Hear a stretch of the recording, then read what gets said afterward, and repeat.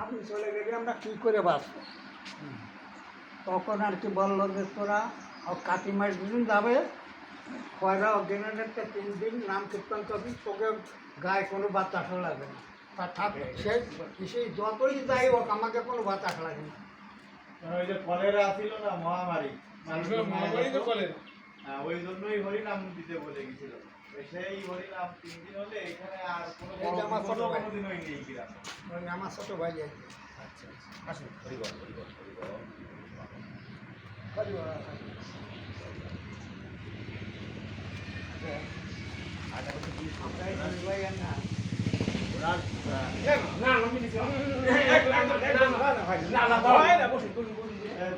নিবারণ কোষার এগুলো তো কেউ মনে হয় বলতে পারবে না। নিবারণ কোষার জন্ম এবং মৃত্যু মন্দিরে চেয়ার দিয়ে বসাতে হয় না, এই জিনিসটা বুঝতে হয় না। আমি একটাই চেয়েছি আমার লেখার জন্য, সুবিধার জন্য। কোনোদিন চেয়ারে বসি, আমরা চেয়ারে বসি না, আমার লেখাটার জন্য আমি নিয়েছি। আমি নিচে বসে দেখতে পারবো না, এই জন্য আর চেয়ার দরকার নেই।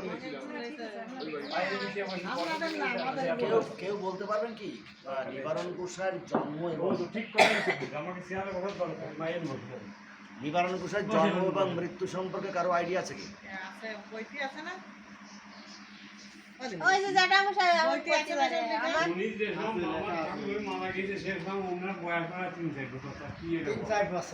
না কোনো লিখিত লেখা সেটা তো বলতে পারবেন।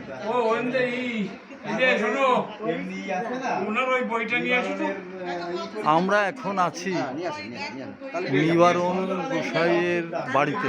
আচ্ছা, আপনারা দুই বৌমা কে কে? নিবারণ কোষার দুই নাতি বউ।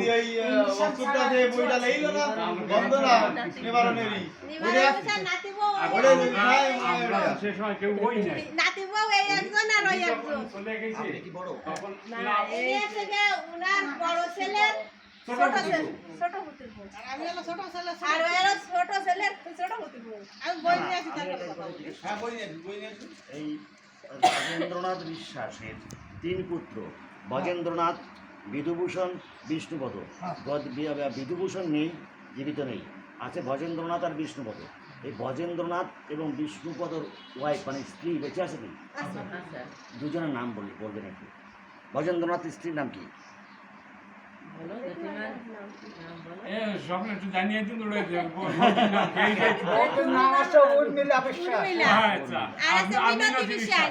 মিনতি বিশ্বাস। আর ওই ছোট বৌদির নাম কি? না আমাকে একটু লেখি নেন তো। আচ্ছা, মিনতি।